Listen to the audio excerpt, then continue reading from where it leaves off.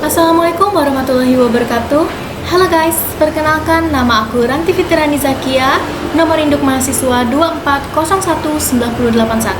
Aku dari jurusan Sastra Inggris. Di video kali ini, aku ingin mempresentasikan sebuah materi mengenai program hitung gaji karyawan untuk mata kuliah pengantar coding.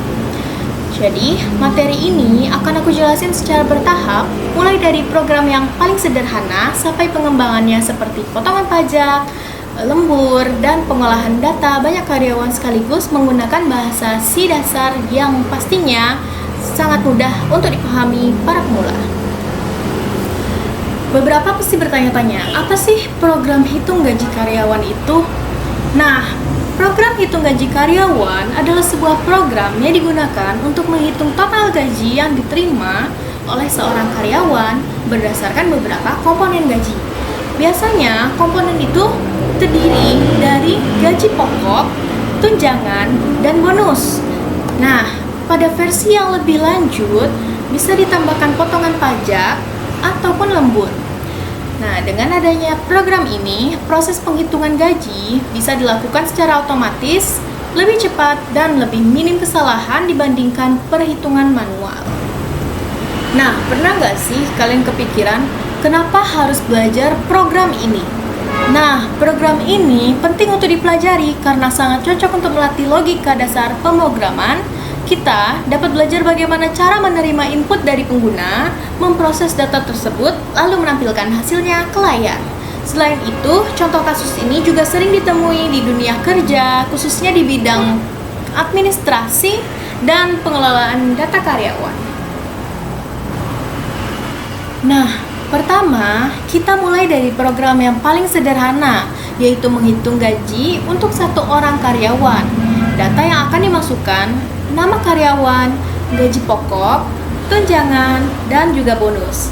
Nah, program kemudian akan menjumlahkan semuanya dan menampilkan total gaji dari satu karyawan tersebut. Teman-teman, di sini aku udah masukin kode yang aku tadi buat setelah membaca beberapa contoh dari buku-buku pengantar coding. Di sini aku udah masukin untuk masukkan nama karyawan, masukkan gaji pokok, tunjangan, dan juga bonusnya. Nah, ingat kalau misalnya dia nggak sesuai, di sini yang bakal keluar tulisan error. Nah, coba kita run dulu ya.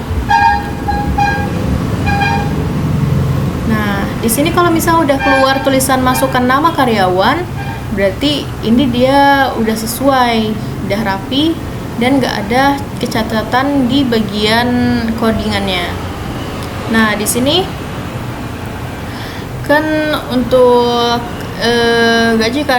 nama karyawannya, aku akan masukin nama Andi. Nah, di sini aku tekan enter aja ya. Setelah aku tekan enter, dia bakal otomatis keluar tulisannya masukkan gaji pokok. Nih, sama kayak di sini nih, masukkan gaji pokok. Di sini aku bakal masukin gaji pokoknya 3.200.000 ya. Nah, lanjut tekan enter lagi. Nah, keluar tulisan masukkan tunjangan. Untuk tunjangan aku masukin 500.000. Oke, kita enter lagi. Lanjut ke masukkan bonus. Untuk bonusnya mungkin kita masukin 250.000 ya. 250.000. Nah, setelah udah semuanya ini selesai dan dimasukin, nih, terakhir kan di bonus nih. Nah, setelah bonus ini semua akan ditotal, gaji pokok ditambah tunjangan ditambah dengan bonusnya. Nah, aku tekan enter lagi ya. Otomatis di sini akan keluar tulisan data gaji karyawan yang bernama Andi seperti yang di atas tadi. Total gajinya keseluruhan dari semua ini yaitu 3.950.000. Nah, di sini juga tulisan bawahnya kode execution successful. Berarti emang nggak ada kecacatan ya. Nah, barusan itu adalah contoh dari program sederhana untuk total gajinya. Sekarang kita bisa mengembangkan program tersebut dengan menambahkan potongan pajaknya. Perbedaannya, program tidak hanya menjumlahkan gaji keseluruhan, tetapi juga mengurangi total gaji berdasarkan presentase pajak yang diberikan nantinya.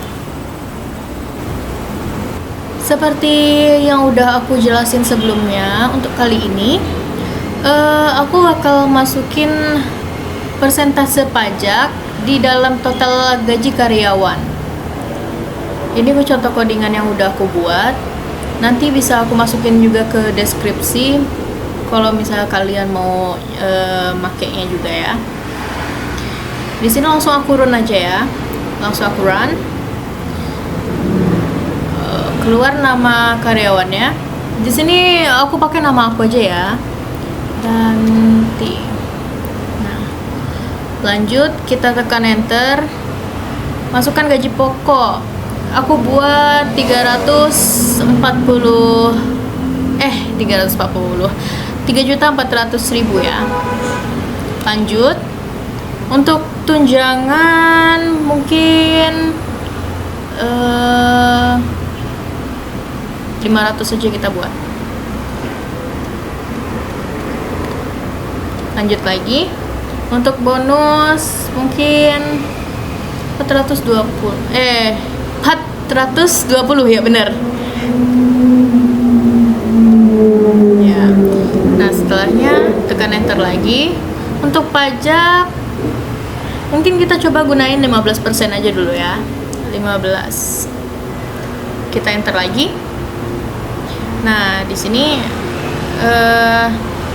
data gaji karyawannya, nama aku Ranti. Di sini gaji bersihnya 3.672.000. Oke, yang barusan tadi merupakan contoh pengembangan presentase pajak, di mana seluruh gaji itu akan dibagi dengan 15% atau berapa persennya dari pajak yang akan diberikan kepada seorang karyawan.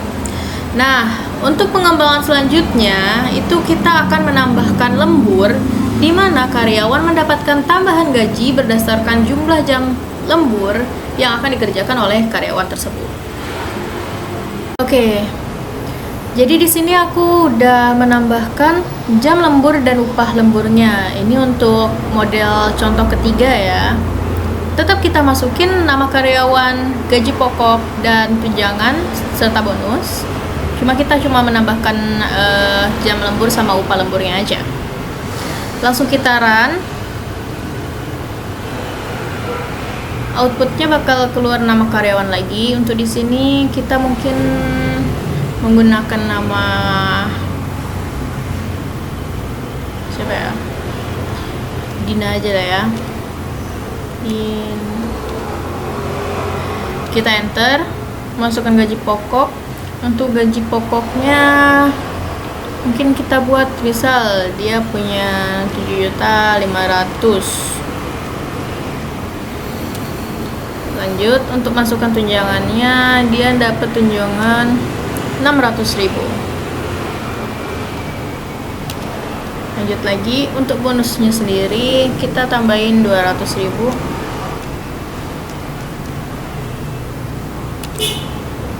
Lanjut lagi, untuk jam lemburnya coba kita tambahin 3 jam. Nah, per jamnya mungkin kita tambah 25.000.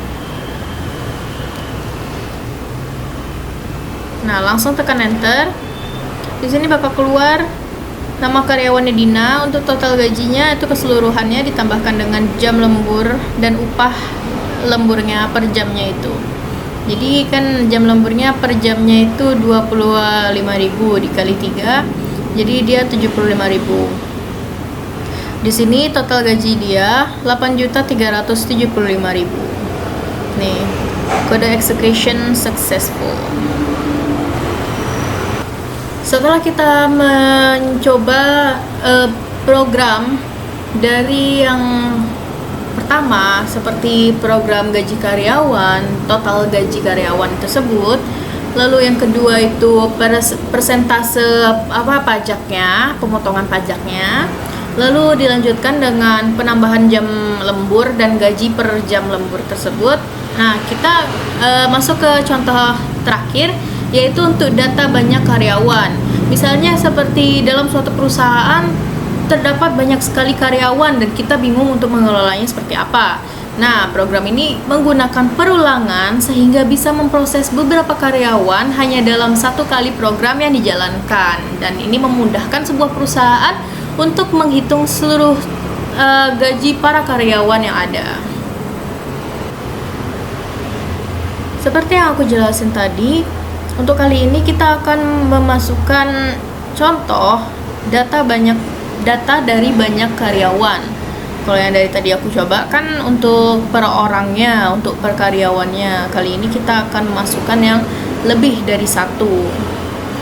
Nih di sini kayak jumlahnya berapa, nanti karyawan ini udah beda dari yang tadi. Namanya, gaji pokok, semua bentukannya benar-benar udah diubah gitu. Kita langsung run aja ya. Setelah di run, dia bakal keluar jumlah karyawannya. Misal kita masukin 3 karyawan aja deh, yang tadi aja. Kita tekan enter. Karyawan pertama namanya, kita ambil yang Andi tadi, namanya Andi. Lanjut ke enter kedua, dia gaji pokoknya mungkin untuk total gaji kita buat 3.760.000. Lanjut, tunjangannya mungkin 500.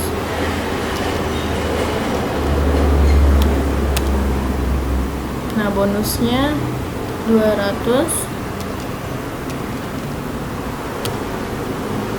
Nih, total gaji Andi dia 4 juta lebih. Untuk yang kedua, tadi nama aku aja. Nanti untuk total gaji, untuk gaji pokoknya kita buat 4 juta aja.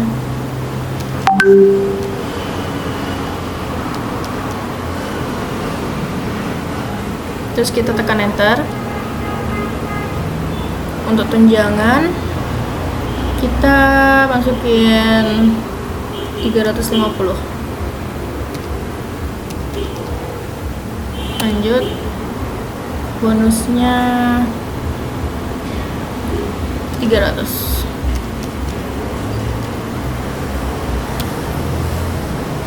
Oke, lanjut ke karyawan ketiga. Kita buat namanya Siti aja lah ya. Siti, lanjut. Gaji pokoknya 5.600.000.